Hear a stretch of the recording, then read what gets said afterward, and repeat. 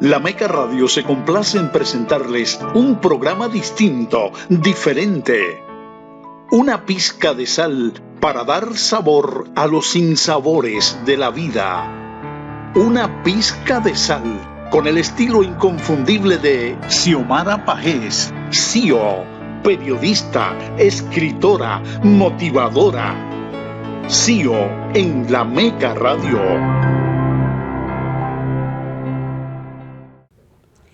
Buenos días, amigos, ¿cómo están ustedes? Nosotros por acá bastante bien. Amanecimos vivos, estamos respirando, caminando. Yo creo que es más de la cuenta para dar gracias a Dios de que estemos aquí compartiendo con ustedes y que nos dejen entrar a sus vidas por una hora y compartir tantas cosas interesantes. Siempre me gusta dar un mensajito antes de empezar el programa y siempre lo digo, estamos aquí. ¿Ustedes se han preguntado cuál es el propósito de su vida? Porque se lo he preguntado a varias personas y no me saben responder. Esa es una tarea que les dejo a todos, sobre todo que estamos finalizando el año. Háganse esa pregunta, ¿cuál es mi propósito? ¿Cuál es mi misión de estar en esta vida? Porque nosotros no somos amebas. Yo no soy una ameba.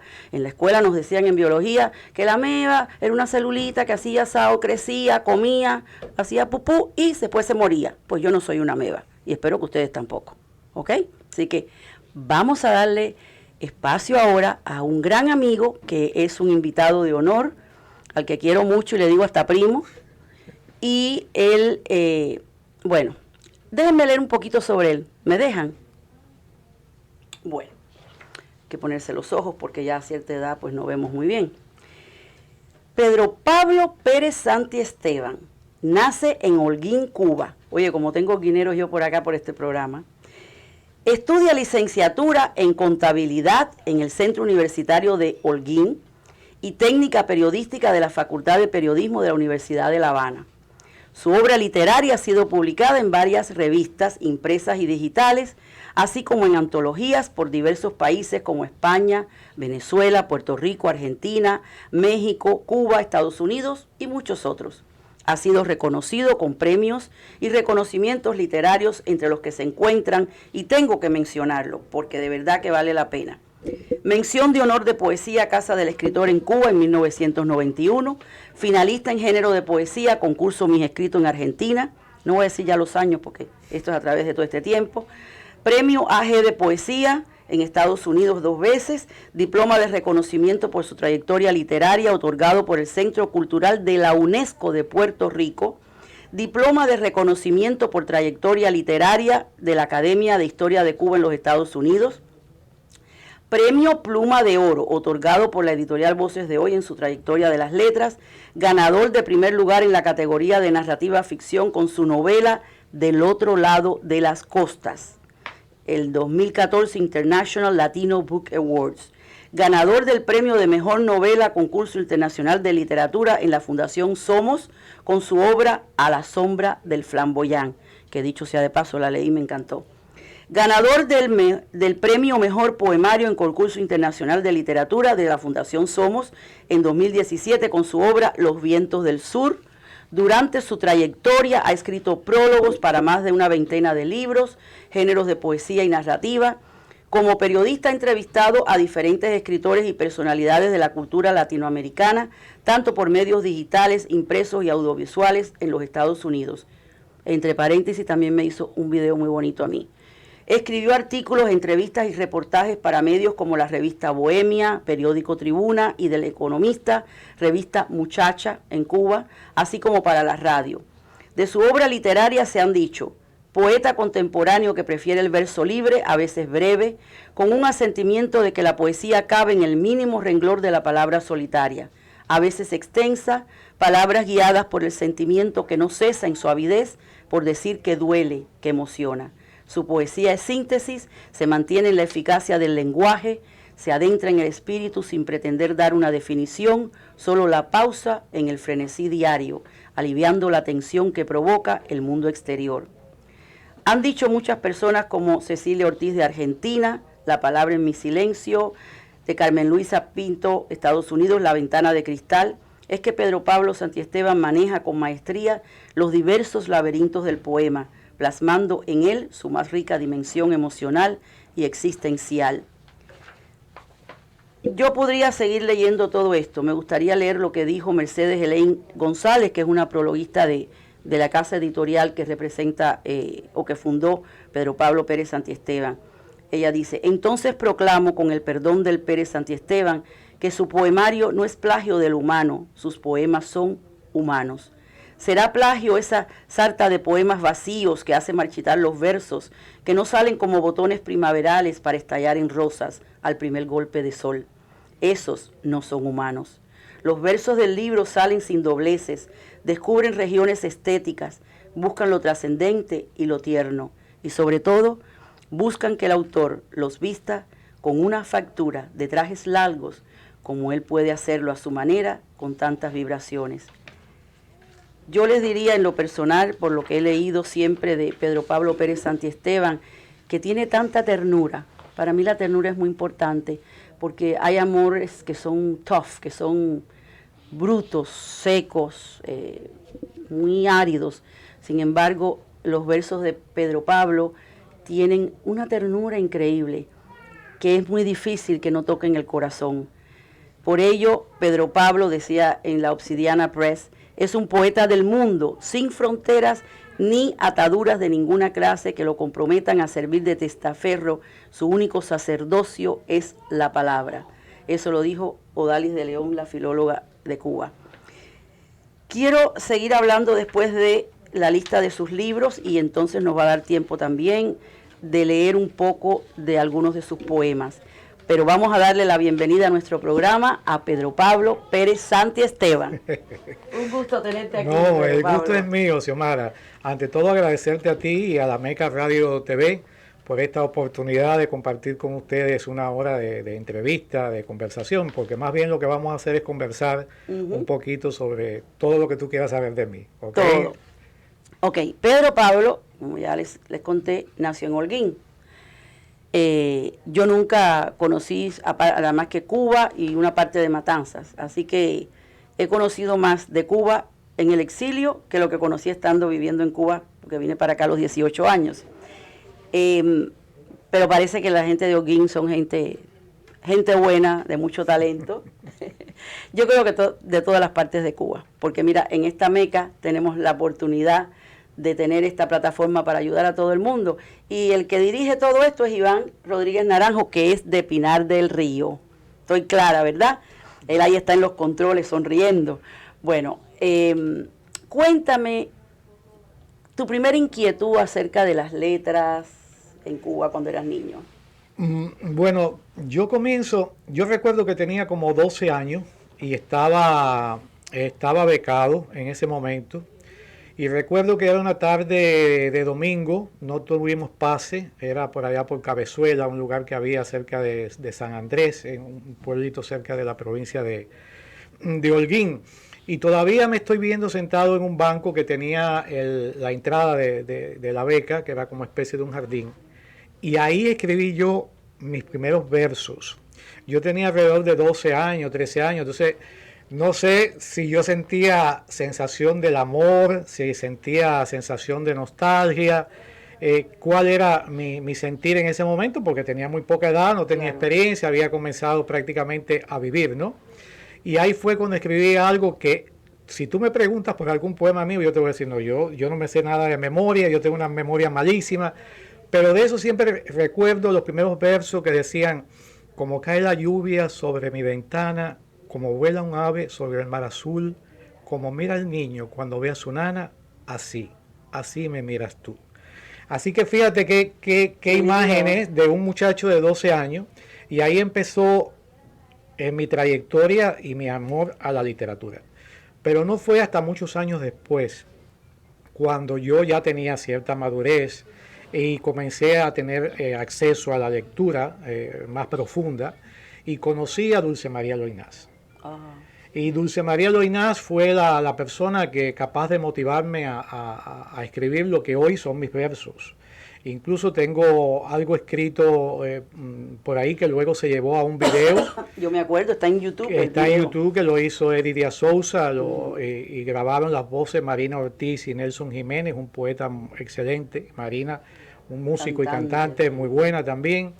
Me hicieron el favor de grabar ese poema que se llama En una tarde anunciado invierno, que es una reclamación que yo le hago a Dulce María en un momento de mi vida en que yo considero que esa musa de la que los poetas hablamos se había ido, estaba de vacaciones, y yo estaba reclamándole un poco que llegara a mí. Y ahí surgió ese poema de En una tarde anunciado invierno, que luego se llevó a video y que, por cierto, se puso en Cuba, en la televisión de Holguín, en una programación de verano.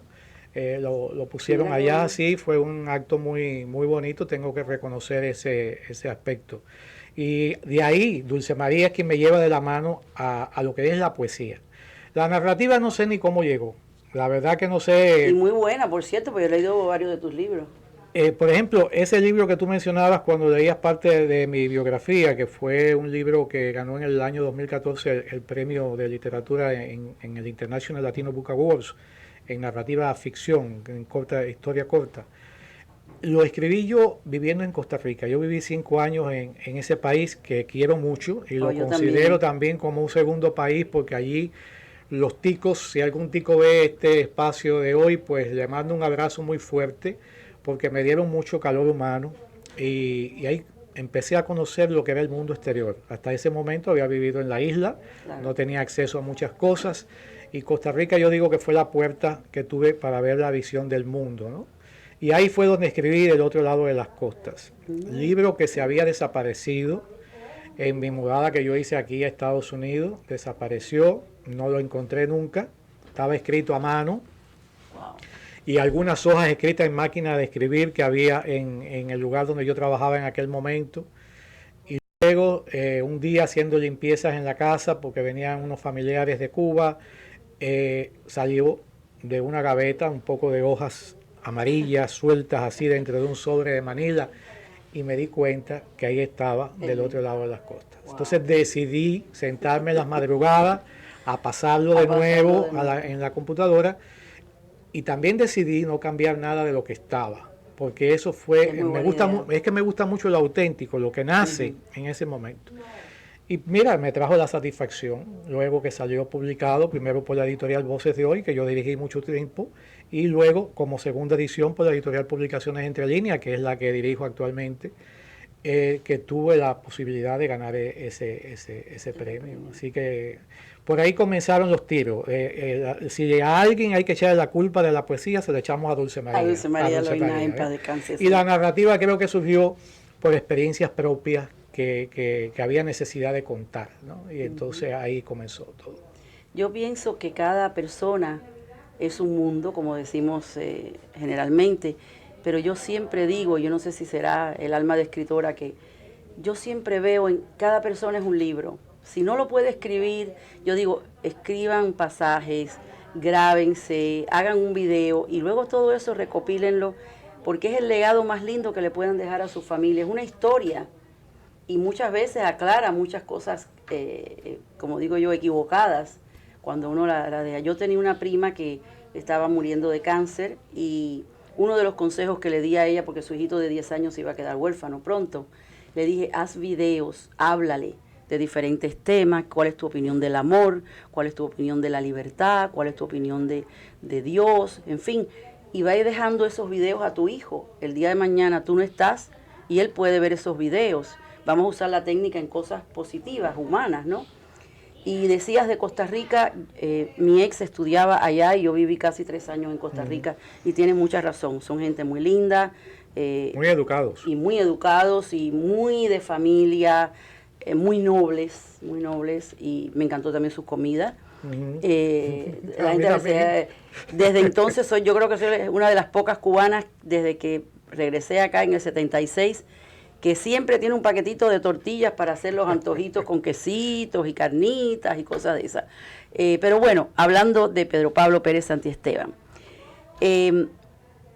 tu mamá, tu papá, tienes otros hermanos. Sí. Bueno, yo nací en Holguín, como bien dijiste, un 22 de octubre de 1957 a las 10 de la mañana, según me contaba mi madre. Mis padres son de allá, de Holguín, no exactamente de la misma ciudad, sino de campos cercanos, son de origen campesino. Ambos con un don natural muy grande, una inteligencia natural extraordinaria. Mi papá, yo no puedo decir que tuvo estudios, pero sin embargo su inteligencia y su capacidad para los negocios llegó a ser un hombre de éxito, porque llegó a tener muchos negocios. Fue un comerciante de primera línea, tuvo almacenes, tuvo colonias de caña, tuvo bodegas, tuvo de todo. Centros nocturnos también fueron de él en la ciudad de Holguín. Fue una persona muy bien posesionada económicamente ya en el momento en que yo llego al mundo, ¿no? Y mi madre tenía aquella luz natural y aquella inteligencia de saber cuándo debía de hablar, cuándo no debía hacerlo. Esas cosas que solamente lo tienen las personas que tienen ese nivel de inteligencia. Y una dulzura en sus ojos, en su mirada, que yo nunca voy a olvidar. La tuve por 94 años, casi 95, Dios permitió. Ella falleció para el pasado 10 de junio. Para ella hay muchos poemas míos que he escrito. Mi padre todavía lo tengo con vida, vive en Cuba con mi hermano mayor. Y además tengo 2 hermanos por parte de padre, una hembra y un varón. El varón vive aquí en Estados Unidos, la hembra está entre Costa Rica y Estados Unidos también, esa es mi familia. Tengo una sobrina divina de parte de mi hermano mayor, que quiero mucho, que ahora tiene 2 niñas, ¿Y 2 babies. aquella chiquitita 2 babies. que tú me mostraste? Esas son las hijas de mi sobrina, de esta que estoy hablando. Ay, esa que chiquita. son dos bellezas las que tiene ahora en este momento. Tengo también una sobrina que en Cuba, que es médico, que se graduó de medicina, que está haciendo cirugía, Bárbara, una chiquita inteligente, del segundo matrimonio de mi hermano que vive en Cuba. Y luego tengo mi sobrino varón que vive en Costa Rica de mi hermana y otro varón que vive en Costa Rica de mi hermano, que esos viven allá, se quedaron en Centroamérica. Esa es la familia en realidad cercana, ¿ves? Claro. Después muchos primos, claro, tíos, y porque mis padres tuvieron muchos hermanos de ambos lados, ¿no?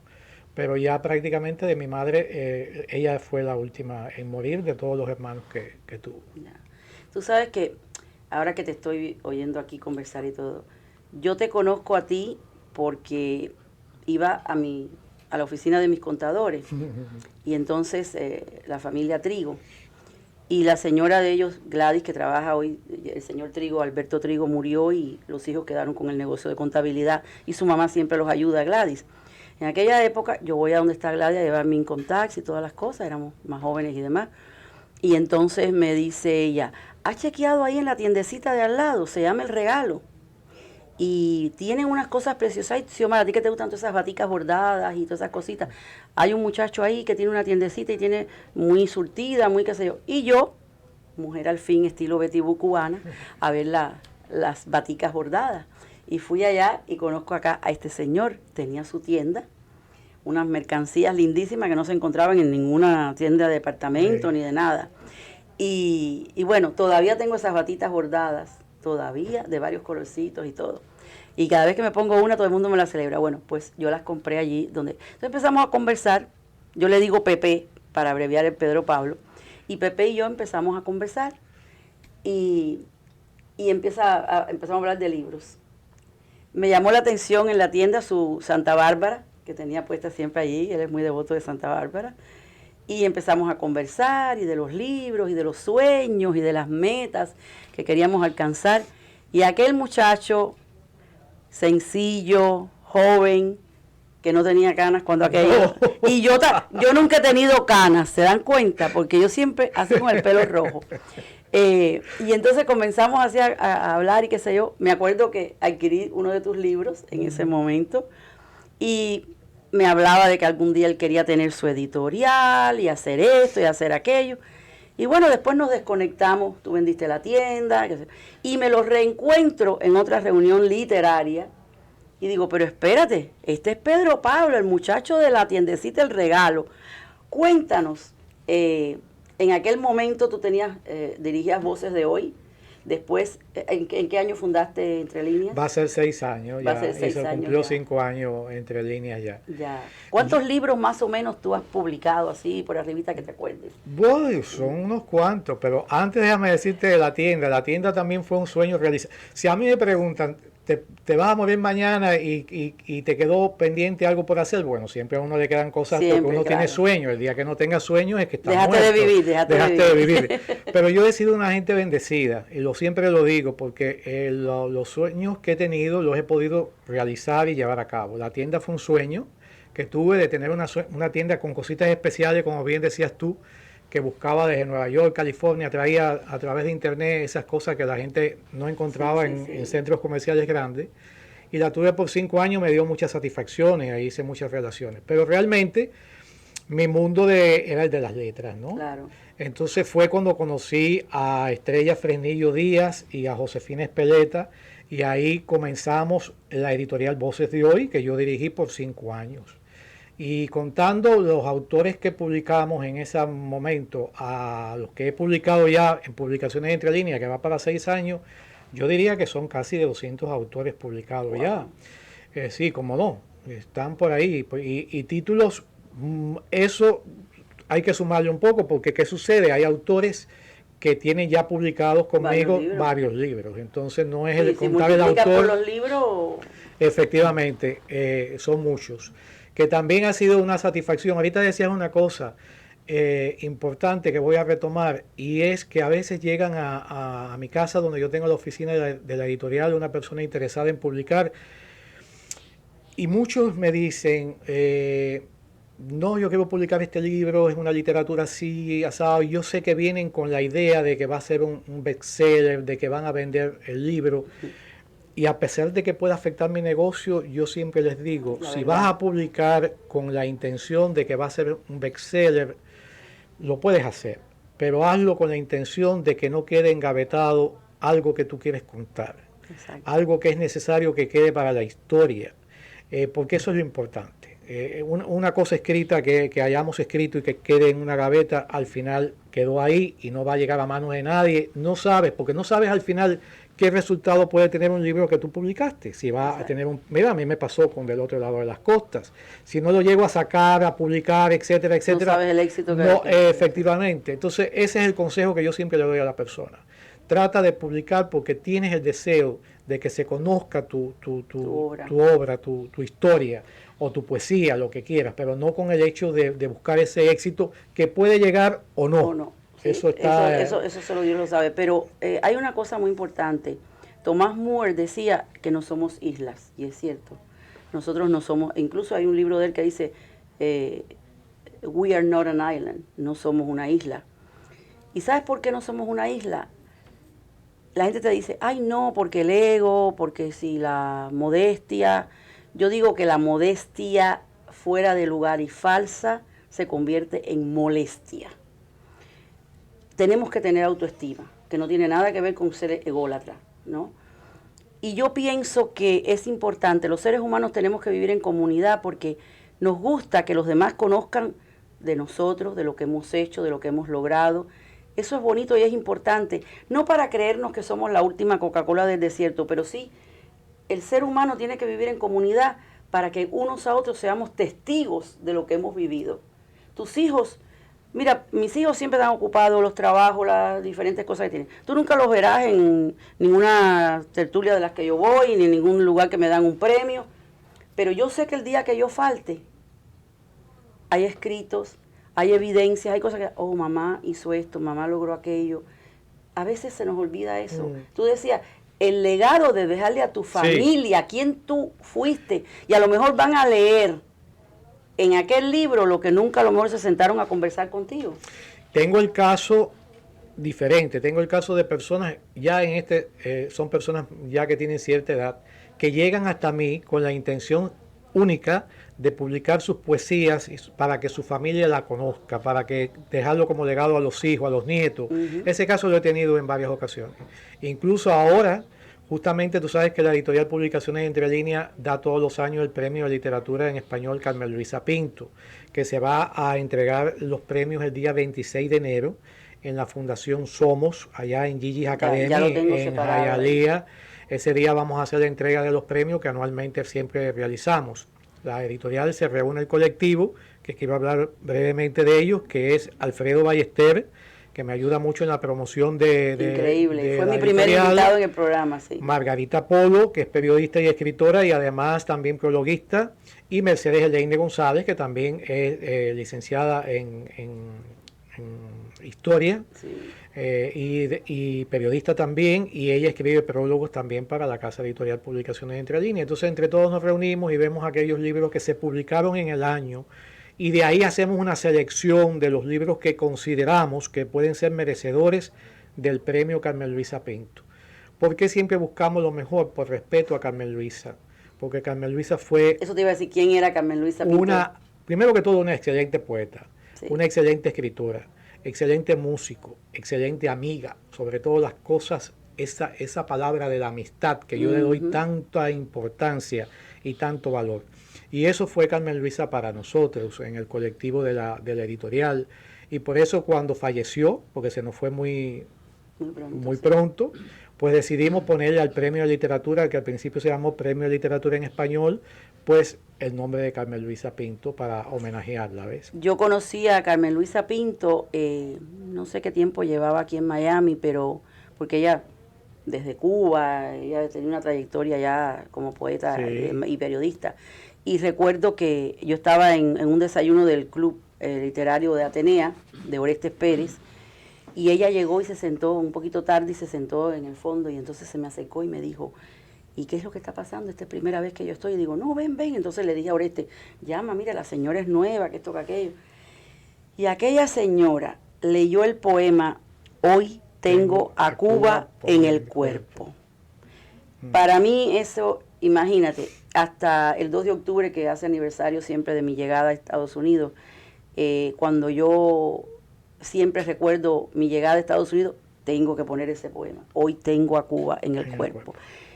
Es un poema que electriza, y lo pueden buscar en mi blog y de todo, porque siempre lo estoy mencionando. Una señora increíble. Sí, déjame aclarar una cosita, que ahorita dije Mercedes, licenciada en Historia, ella es licenciada en Letras Hispánicas. En Letras Hispánicas. Sí, el que esté ahí es en Historia, el historiador es Alfredo Ballester. Es Alfredo Ballester. Sí. Y hablando de Carmen Luisa, tú decías dónde conociste a Carmen Luisa, y yo conozco a Carmen Luisa en tu casa.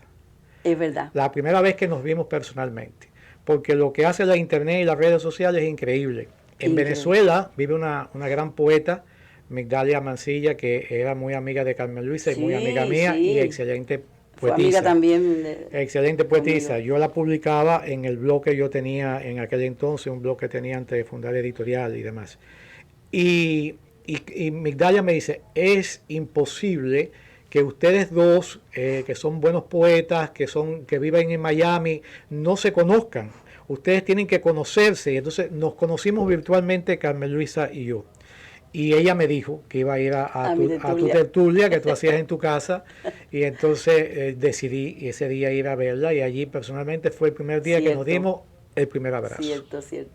Sí. Mi casa fue por muchos años el lugar donde nos reuníamos mensualmente para las tertulias de CIO, como le nombró Arturo del Monte, y que es un amigo también, periodista, actor, increíble, promotor cultural, y le tituló así las tertulias de CIO. Y entonces empezaron a venir a casa, pero luego la situación de mi hijita Sandra, enferma, postrada por tantos años, se iba haciendo un poco más difícil para traer a la gente a la casa todos los meses, y decidí hacerlo entonces en el restaurante Víctor Cuba Café, que es aquí cerca de la emisora, y ahí lo hacemos todos los meses. La próxima va a ser el 29 de diciembre, así que estén al tanto de mi muro en Facebook. Cuéntanos, porque ustedes hicieron varios proyectos con Carmen Luisa Pinto, ¿verdad? Sí, había un proyecto que patrocinó la editorial en aquel momento que se llamaba Proyecto Selva Sombra, que era un proyecto de música, poesía y teatro, las tres cosas, que lo dirigía Carmen Luisa. Ella lo dirigía y declamaba su poesía, y también participaba Nelson Jiménez, Marina Ortiz, Teresita, que no recuerdo el apellido de Teresita, que era la pianista.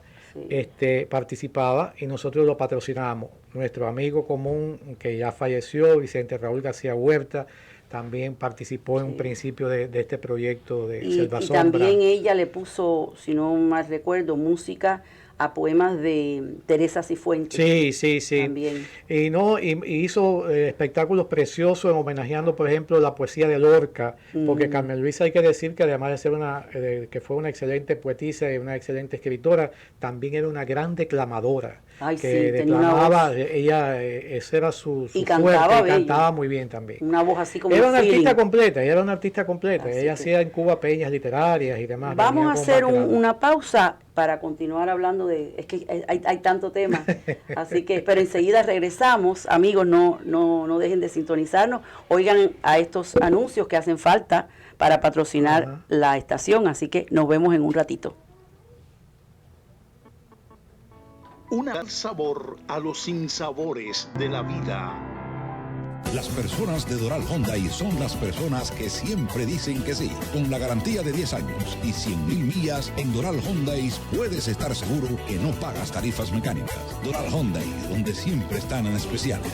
Descubre la razón por la cual tantas personas manejan un Hyundai. En la 102 Avenida del Northwest y la 12 Calle. Planes para todo tipo de créditos e intereses muy bajitos. Doral Hyundai, las personas que dicen que sí. Para mayor información puedes comunicarte con el 786-259-7156.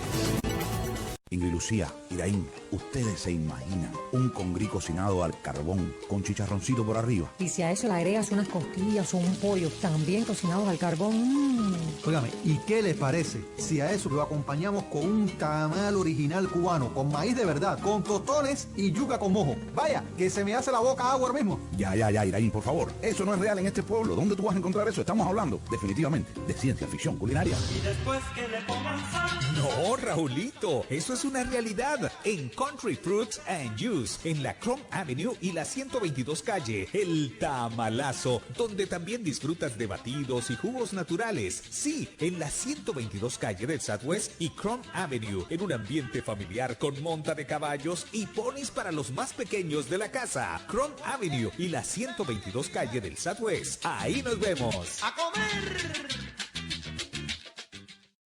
Una pizca de sal, con el estilo inconfundible de Xiomara Pajés. Hola amigos, aquí estamos de vuelta con nuestro invitado especial, Pedro Pablo Pérez Santiesteban. Y yo, antes de seguir haciéndole preguntas a Pedro Pablo y seguir hablando de todo lo que estábamos conversando, quiero leerles un par de poesías así in between, a poner aquí así como un sándwich. Y dice así: otro domingo más. Detrás del banco, la mariposa gris. El mar y yo y el mar. Y el tiempo que diluye los sueños. Tras el lunes, la esperanza que vuela, hasta que llegue el domingo con su abrazo, su silencio, tu voz y también mi soledad. Sencillito, pero contundente. Ese es del libro La inquietante soledad de los domingos. Y ese poema se publicó ahora recientemente en la revista Linden Magazine. La de Belkis Cusamale de Texas. Efectivamente, salió en la edición especial de otoño. Salieron esos poemas que pertenecen al poemario La inquietante soledad de los domingos. Y escuchen este otro. ¿Dónde están las amapolas? Este es el jardín donde no nacen amapolas, ni rojas ni amarillas. Solo tibias azucenas desbordan su aroma sobre la hierba seca. Este es el jardín donde no vuelan mariposas, tampoco anidan las palomas. Es raro, extraño, incolor, atravesado, como diría mi abuela, pero es un jardín, aunque no existan mis flores. Wow, no les digo la ternura, ahí se palpa, ¿no? Bueno, vamos a seguir leyendo después en otro chancecito. Me decías que Dulce María Loinás te había llevado por este sendero de las letras y demás, pero ¿qué otros autores han influenciado en tu...? Bueno, es que hay muchos. Yo me voy más para los autores más contemporáneos que para los clásicos. Aunque por supuesto, por ejemplo, mira, Benedetti es un escritor y me poeta gusta que me mucho, gusta sí. mucho. Me gustó su narrativa, recuerdo su novela La Tregua, que me marcó. Me gustó la forma en que narraba, y me gusta mucho su poesía. Pero también hay poetas muy contemporáneos, como la propia Carmen Luisa, que me encantaba su poesía. Está, por ejemplo, la poesía de Arístides Vega Chapú, que vive en Cuba, es un poeta que yo admiro mucho. La de Félix Luis Viera también, que es un poeta que radica y escritor, novelista, que radica aquí en Estados Unidos, cubano, que también es una poesía que me llega y me inspira. O sea que en realidad no tengo el poeta preferido excepto Dulce María, porque fue la que me movió las fibras sensibles que tiene que tener todo poeta, porque si no, no escribe. Y hay muchos estilos en la poesía. Hay quien tiene un estilo más actual, hay quien se va un poco más a la poesía, digamos que clásica. Entonces, pero no tengo específicamente alguien que yo te diga todos ellos. De algún modo, cuando tú lees poesía, te va quedando algo de cada quien que está leyendo.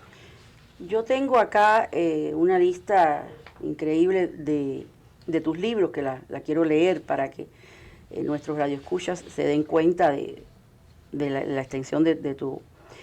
Quisiera que me dijeras en cada una, bueno, aquí lo dices, poesía y prosa. Bueno, Marea Alta es poesía. En el 2003. El Néctar de las Abejas también es poesía. Del 2004. La Palabra en mi silencio, poesía y prosa. Carlota de los Espíritus, Luna Verde, cuentos. Ese es cuento. Ese es cuento. El Mundo Interior, 2005. Lenguaje Interno, 2006. Notas sobre la almohada, en el 2007 es poesía. Lenguaje Interno es poesía y prosa. Sí. Frente al espejo, novela corta, ese es en el 2007. Plagio de lo humano, en el 2009. Detrás de la ventana, en el 2009. ¡Wow! Varias en el mismo año. Amparo, la hija de Jacinto y Recaredo. Esa es una novela corta que a mí me encantó. Y tiene un final súper, súper inesperado. Esa me encantó. La ventana de cristal es otra novela corta en el 2011. Delirios de poesía en el 2011. Andares en el 2012. Esa es poesía también. El juego de la memoria y otras historias. Cuentos en el 2013. Del otro lado de las costas que me decías en el 2014. Apuntes en el 2014. Barquito de papel, 2014. A la sombra del flamboyán, también me encantó, una novela corta. El suicidio de las sombras, ese título me fascina.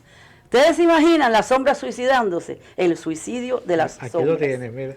A ver, mira, vamos a ponerlo acá para que se vea en cámara. Ese fue un libro que publicaron en Cuba, la Ínsula Barataria. Fue una edición manual muy bonita, muy bonita. Y entonces salió allá publicado y no lo he sacado aquí en Estados Unidos. Déjame leer este pedacito que dice El suicidio de las sombras, que creo que es el que le da nombre, ¿no? La soledad tiñe su color sobre la luna. Deja abierta la mirada entre nubes. Busca un encuentro en el silencio, en el dorado plata de la noche oscura. Se asoman ojos que no ven. El corazón está ausente de amor. La soledad se suicida entre las sombras. Como dice, mi mamá decía así. Me encanta, me encanta. Y me gustó mucho que ellos pusieron como contracubierta, en vez de poner lo que normalmente se pone, seleccionaron el poema que ellos consideraron más ¿Cuál es ese? A ver. El agua me lleva y me regresa, me asfixia y me libera, me hace pez y barca sin puerto, arrastra mi cuerpo hasta la orilla, donde gaviotas danzan el olvido. El agua engulle y limpia, provoca y ciega los laureles. El agua me convierte en isla. ¡Wow! No wonder que le gustó tanto. Ahí está Cuba presente. ¿Ves? Claro. Sí, mira, esa es una fase tuya que a mí me gusta de tus escritos, de tus poesías. Hay personas que ponen demasiada la nostalgia cubana, la esto, la aquello, no sé, como un poco más descriptiva. Tú la dejas, bueno, no en balde tu editorial se llama Entre Líneas, porque él entre líneas siempre nos deja ver muchas cosas, ¿no? Es que yo pienso, Xiomara, perdona un segundo que haga un paréntesis, que en mi criterio, eso es una opinión muy personal mía, sí, porque existen varios tipos de poesía, ¿no? Claro. Pero yo recuerdo que Raúl García Huerta decía que estaba el poema, cuando escuchaba un poema y decía, pero ¿dónde está la poesía? Una cosa es que esté el poema, que esté la estructura del poema en sus estrofas, pero que sea a veces muy descriptivo, sí, y no se encuentra la poesía, porque la poesía radica precisamente en las metáforas, en las imágenes, sí, en decir mucho con poco. Ahí es donde está justamente la síntesis de la poesía, ¿no? En mi criterio personal. Y coincidía mucho con Raúl cuando él siempre decía, está el poema, pero ¿dónde está la poesía que no la vi? Y hay personas que te dicen, sí, son muy bonitos los versos alejandrinos, el soneto, el esto, aquello, pero la gente no se da cuenta que el verso libre, el secreto del verso libre es que fluya. Sí. Si no fluye... Que haya ritmo, musicalidad, exacto, tiene que existir. Que incluso se prestan para ponerle música. Yo tengo la dicha de que han musicalizado muchos poemas míos, entre ellos Marino Ortiz musicalizó poesía, y en Argentina musicalizaron también como 5 poemas míos de mi autoría que están en YouTube en estos momentos. Y tú sabes, fue una satisfacción para mí. ¿Cómo están en YouTube para los que quieran buscarlo? Bueno, es que están por los nombres está Raíces, que lo hicieron tipo salsa, porque Raíces es un poema que ya lo dice el nombre, habla un poco más de Cuba. Ajá. Está un poema que se llama Mujer, que está dedicado precisamente a mi madre y a todas las mujeres del mundo. Hay varios, Luego, cuando ponga todas estas cosas en mi muro de Facebook, que yo siempre estoy poniendo cositas Las miradas también es un poema musicalizado. Nos van a tirar fotos, yo creo. Ven como estamos aquí en el Florida Room conversando. Hay uno que leí, ¿cuál fue? El que hablas de Cuba, de la situación actual, de la isla, de todas las cuestiones políticas, pero no mencionas a Cuba, no mencionas a dictadores, no mencionas nada. Es que es increíble el libro, cómo está escrita esa novela corta. Háblanos de ella, ¿cuál es esa? Bueno, ahí está un poco Amparo, la hija de Jacinto Recaredo, y está también, yo tengo 2 novelas, La Ventana de Cristal y La Vida, El Silencio de una Vida, que se publicó la primera vez como Frente al Espejo. Ah, mira aquí, El Silencio de una Vida. De una vida, que son novelas que te hablan de hechos históricos que sucedieron y ocurrieron en Cuba, pero no te especifica qué es Cuba. Por ejemplo, es una versión, una metáfora lírica por completo de lo que fue el éxodo del Mariel. Todos los que conocimos el éxodo del Mariel, vamos a darnos cuenta de qué se está hablando en el libro. Pero en ningún momento se menciona ese nombre. Y no por ninguna razón específica, porque tengo otros libros donde sí las cosas están con nombre y apellidos, sino porque me nace de esa forma. Claro. Yo creo que es una prosa más poética, y entonces el lector se identifica un poco más, y a su vez, incluso tiene algunos, que el mismo protagonista va diciendo en algunos momentos estrofas de algún verso de algunos poemas que son de mi autoría, que están publicados en otros libros, pero que él los toma y están en la trama de la novela. ¿Ves? Qué bonito. Sí. Y La Ventana de Cristal es el periodo especial que se desarrolló en Cuba. ¿Ves? Y es toda una trama de un, como dijo Carmen Luisa en las palabras que escribió, parecía una película lo que ella estaba leyendo, porque justamente está escrito como guión de película. Sí. Una cosa también que me gusta de lo que tú escribes es que lo pones de una manera, como tú, valga la redundancia, que todo el mundo se puede identificar. Cualquier persona, no tiene que ser un cubano, no tiene que... Sí. Eso es lo bonito que tiene, que todo el mundo se puede identificar con lo que tú estás diciendo, porque no puede ser un chileno, puede ser un argentino, puede ser un hondureño. O sea, sobre todo aquí en Miami, aunque esto va para el mundo entero lo que se publica, pero sobre todo aquí en Miami es una cantidad de culturas, de idiomas, de diferentes ideas, diferentes nacionalidades, diferentes raíces, y es importante que no nos quedemos, yo siempre digo que cuando salimos de Cuba estábamos en una isla, pero hay que salir de la mentalidad de isla y abrirnos a muchas otras cosas y aprender de tantas otras, ¿no? Parte de esto que te acabo de decir es precisamente con ese objetivo, porque me gusta escribir para un mundo muy general, no algo muy específico, para que la literatura no quede ahí, sino que se extienda un poco más. Exacto. Que use fronteras, como digo siempre, ¿no? Exacto. Bueno, entonces tenemos también otro de poesía, Los vientos del sur, La virginidad de los recuerdos, que también es prosa y poesía, Viaje sin regreso, narrativa, El colibrí de mi ventana, que creo que te lo vi aquí. Sí. Mira, ese me encanta, además, esa cubierta me encanta. ¿Cómo es? El colibrí de mi ventana. Ahí hago un paréntesis. El colibrí de mi ventana fue publicado en España por la editorial Sol de Sol, que hizo la selección de esa poesía. Que ahora tengo la grata noticia, y te lo digo en primicia, que de nuevo la editorial Sol de Sol, que radica en Almería, España, va a sacar un poemario mío en el próximo año que se llama El breve espacio del tiempo. Wow. Y que han escrito un prólogo maravilloso para ese libro que estoy esperando con mucho deseo y con mucha ansiedad, porque España me ha abierto las puertas y me siento muy contento con eso. Y El colibrí de mi ventana surge por un poema que luego fue un poema premiado por el Centro UNESCO de Puerto Rico, de Cultura de Puerto Rico, como el poema de la paz. Y que está en el poemario, y luego le dio... Este es el... No. Mira, búscalo ahí para leerlo. Luego le dio título al poemario, que luego el poemario también recibió el premio de la UNESCO de Puerto Rico, sí. Pues aquí tenemos en el 2019, que este año, La inquietante soledad de los domingos, que leímos aquel poema. Así que decías que en el 2009 fundaste el editorial Voces de Hoy. En el 2013 creas la casa Publicaciones Entre Líneas. Correcto. Y siempre le digo a todo el mundo, estuviste hablando el otro día con el señor de las tertulias, la casa de las tertulias, con Juan Lopresti, el argentino, que nosotros vamos los miércoles a su tertulia. Porque él es autor de la editorial, este es su cuarto libro, publicado bajo Entre Líneas. Él tiene otros libros, pero con Entre Líneas va a ser el cuarto, el que está saliendo, antología. Sí, me comentó el otro día, dice, estuve hablando con Pedro Pablo, el editor, y qué sé yo, te saludó en un comentario cuando anuncié lo del programa también. En el año 2016, Publicaciones Entre Líneas fue reconocido por el alcalde de entonces, Tomás Regalado, teniendo en cuenta tu labor realizada en la editorial en pos de la literatura. Por esas mismas razones también fue reconocida por el Centro de Cultura UNESCO de Puerto Rico en el año 2015. Y eres fundador de la revista o la literatura digital Entre Líneas y del programa Entrevistas Mundo Editorial, que se transmite por los canales de YouTube, la cual pasó ya los 150 programas transmitidos.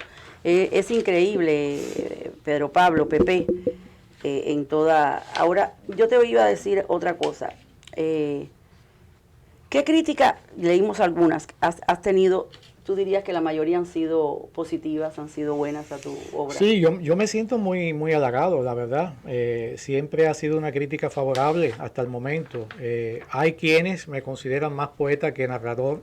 Hay quienes me consideran que les gusta más la narrativa que la poesía.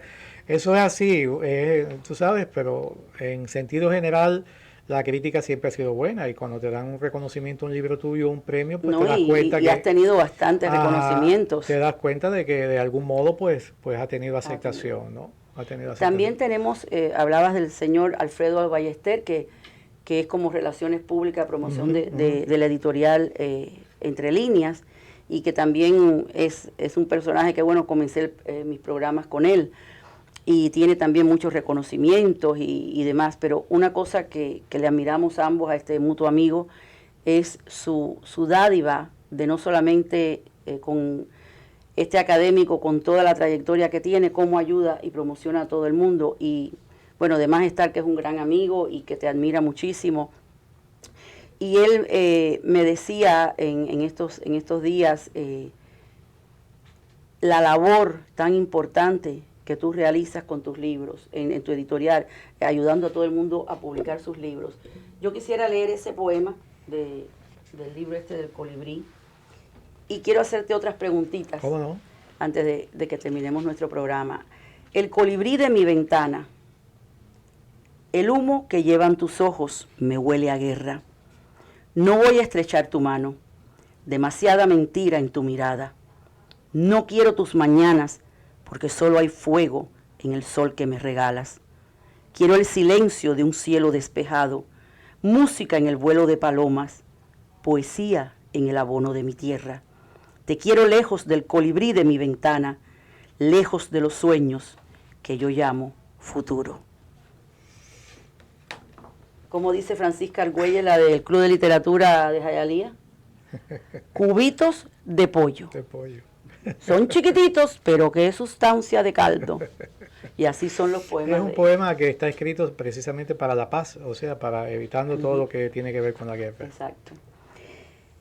Yo te diría, ¿han influenciado en ti la política, las cosas sociales, filosóficas, en el éxito o en el fracaso de tu obra? Bueno, sí y no.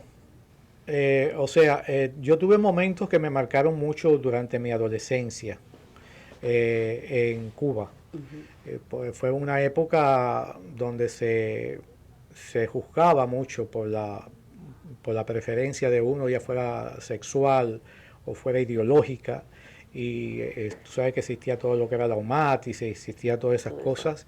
Y entonces tuve un momento muy, muy fuerte en mi adolescencia que me marcó mucho y yo pienso que eso hizo que cambiara un poco mi personalidad. Es algo que siempre va con uno, eso uno no se lo puede quitar. Está en un libro muy breve, un relato muy breve que escribí que se llama Los Pinos Nuevos. Está esos sucesos que ocurrieron en mi vida. Entonces, si voy a eso, diría que la política marcó mi manera de pensar y mi manera de manifestarlo a través de las letras, ¿no? Pero luego también te puedo decir que ya una vez que tomé conciencia de mi vida y tomé conciencia de mis actos, dueño de mis actos, pues no lo veo de esa manera. Como el poema que acabas de leer es un poema para la libertad, para la paz. O sea, yo soy gente de paz, no quiero guerra, no me importa quién sea el presidente, me da lo mismo que sea Obama, que sea Trump, el que fuera, que vaya por la línea de buscar guerra, estoy hablando ya de Estados Unidos, no tiene nada que ver conmigo. Claro. Igual me sucede con Cuba o con cualquier país que abogue por la guerra. No tiene nada que ver conmigo, soy anti-armas, las personas, este problema que hay con las armas aquí en este país, que cada día vemos un asesinato, uno que mata al padre, otro que se le escapa un tiro, en fin, cosas así, pues no tienen nada que ver conmigo. Realmente me parece que no están en mi cuerda. Ahora como editor, para escribir un libro, consejo que se le podemos dar a los radioescuchas que estén engavetando sus manuscritos, ¿para escribir un libro es necesaria una investigación previa? Depende, sí. Si vas a escribir un libro que tiene que ver con la historia, ya sea ficción, o sea, por ejemplo, hay novelas que tienen como telón de fondo la historia de algo, como por ejemplo el caso de A la sombra del flamboyán, que cuenta un poco la historia de Cuba en aquella época colonial. Entonces sí tienes que investigar, tienes que sentarte y hacer una investigación. Mira, Margarita Polo ha escrito novelas de amor, pero que son históricas también, sí. Y ha tenido que hacer investigaciones, como una de ellas, una mujer llamada Dolores, que creo que tiene que ver con la historia de Camagüey y con otras cosas que tuvo que hacer investigación. O sea, si escribes narrativa de ficción, pero vas a tener un fondo histórico, tienes que investigar. Eso indiscutiblemente. ¿Tú crees que el escritor tiene relación con la realidad social que lo rodea? Oh, sí, indiscutiblemente sí. No se puede separar una cosa de la otra. ¿Qué tanto beneficia la producción literaria a un gobierno local, estatal o nacional en la industria de la cultura?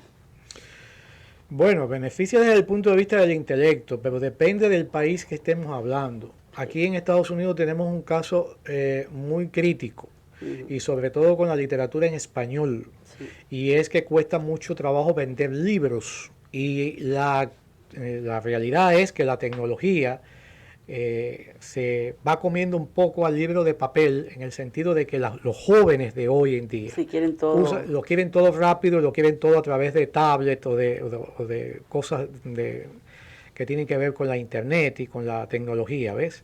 Y además leen en inglés. Entonces lo poco que leen lo leen también en inglés. Entonces tenemos ese problema que atenta contra nosotros, ¿no? En países de América Latina, donde existen otros tipos de visión y que el idioma fundamental es el español y que todos los escritores de allí escriben en su propio idioma, pues hay más posibilidades de comercializar y de que se conozca la obra. Nos cuesta más en un lugar sí. porque el idioma del país es inglés, claro. Una cosa que te quiero preguntar, nunca te he hecho esta pregunta y me interesa porque muchos escritores, por ejemplo Isabel Allende, pone una vela de esas grandes cuando empieza a escribir y fluye. ¿Tienes algún tipo de ritual para sentarte a escribir o surge en el momento? No. Hace tiempo que no escribo nada de narrativa porque no tengo el tiempo. O sea, mi trabajo en lo que es la editorial me lleva todo el tiempo posible porque me paso todas las horas revisando libros y diagramando y maquetando libros de otros autores. O sea, leyendo a otros autores. Y para escribir narrativa yo pienso que tienes que tener tu espacio, tienes que tener tu momento.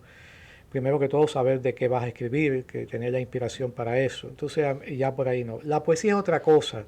Llega como un pistoletazo, como decía Carmen Luisa, sí, era un vómito, era la palabra que ella usaba. Y tienes que entonces ahí tienes el momento para por lo menos los primeros versos ponerlo, quizás después lo terminas, o yo soy de los que escribo de un solo tirón y casi todo queda de esa manera como se concibió en ese instante. Pero no tengo ritual, no tengo ritual ninguno, no puedo decir eso, ni que pues, prefiero la madrugada, no. Cuando llega. No, cuando llega. Existe la inspiración definitivamente. Sí. Ahora yo quisiera, ya llegando al final de nuestro programa, que nos hablaras del editorial, que pueden hacer los que están interesados en desempolvar sus manuscritos y publicar un libro, dónde se tienen que contactar. Pues es muy fácil. Existe nuestro sitio web que es publicacionesentrelineas.com.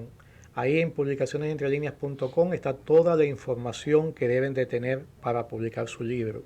También pueden llamar directamente al 305-910-7684. Serán atendidos por mí personalmente y ahí pueden hacerme las preguntas que quieran conocer y yo les daré la respuesta adecuada. Lo fundamental es que tengan su manuscrito escrito en computadora, escrito en Word, porque si lo tienen escrito en papel tiene un proceso previo que es digitalizarlos. Y entonces, por supuesto, el costo aumentaría. Los precios son precios asequibles. La editorial siempre ha trabajado con precios asequibles, que está al alcance de cualquier persona que tenga el deseo de sacar a la luz su libro. Siempre hacemos una evaluación previa de ese manuscrito para saber si existe el mínimo de calidad literaria para publicarse. Claro. Y entonces somos honestos con los autores, le decimos tienes que trabajar más en esto, lo otro. Normalmente en estos momentos casi todo lo que estamos recibiendo más es poesía, porque tenemos mucho de narrativa y tenemos, gracias a Dios, muchísimo trabajo. Ya los libros que están entrando es para que salgan en marzo del próximo año. Ahí está el mío todavía está en proceso. Llevo 3 años ahí, pero va a salir. Pero básicamente es eso, publicacionesentrelineas.com y 305-910-7684. Y va a tener la respuesta a cualquier duda que usted tenga para sacar a la luz su libro, pero no lo deje engavetado, sáquelo, porque usted no sabe el día de mañana en manos de quién va a caer ese libro y qué satisfacción personal le puede dar. Pues yo estoy muy contenta por este programa de hoy. Ha sido un gusto tenerte aquí, Pedro Pablo.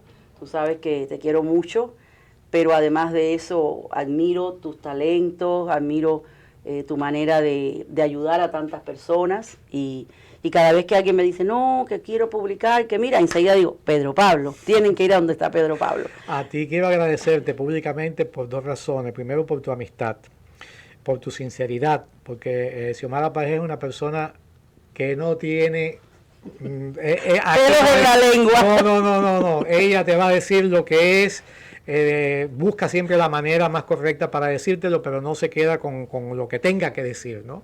Entonces te agradezco mucho tu sinceridad, te agradezco tu amistad, te agradezco ese apoyo que le has dado a Publicaciones Entre Líneas desde sus comienzos, y sobre todo te agradezco esta entrevista que me estás dando hoy en tu espacio, Una Pizca de Sal. Y también agradezco al amigo de acá de la Meca, Iván Rodríguez Naranjo. Iván Rodríguez Naranjo. Así que bueno, amigos, como ustedes ven, seguimos trayendo a la ciudad, a la comunidad y a todo el mundo, porque hasta de Moscú nos contactaron, de Paraguay, de Argentina, de Costa Rica, así que posiblemente tus amigos y tu familia en Costa Rica, igual que mis amigos, lo van a ver. A mi familia, cuando hablé de la familia, que hablé de la sobrina de las niñas lindas, no dije que se llamaba Ana Aurora, que tiene un nombre muy lindo. El segundo es el nombre de mi madre, que se llamaba Alba Aurora, ¿no? Alba Aurora y Ana Aurora. Sí, yo le digo cariñosamente Poti, así que no te me pongas celosa porque no dije tu nombre, que es la madre de estas dos niñas lindas que tenemos ahora en la familia y que tanto estamos mimando. Sí, porque la familia es fundamental, es un pilar fundamental. Sí. Y luego creamos otra familia, que es la familia putativa, como decía Vicente Raúl. Y nosotros somos los primos putativos. Ustedes saben lo que es putativo, porque a lo mejor oyen la palabra putativo y se asustan. Putativo, ustedes saben, San José era el padre adoptivo o putativo de Jesucristo, porque San José estaba casado con la Virgen María. Entonces le ponían en el santoral, en la iglesia, ponían San José, PP, padre putativo, y de ahí es que a los José le dicen Pepe, y yo a Pepe no le digo Pepe porque se llame José, sino Pedro Pablo, y le digo Pepe. Así que ya saben lo que es putativo, ¿ok? Bueno, chao, que Dios los bendiga, nos vemos en la próxima, chao. Un programa distinto, diferente. Una pizca de sal para dar sabor a los sinsabores de la vida. Una pizca de sal con el estilo inconfundible de Xiomara Pajés, Xio, periodista, escritora, motivadora. Xio en la Meca Radio.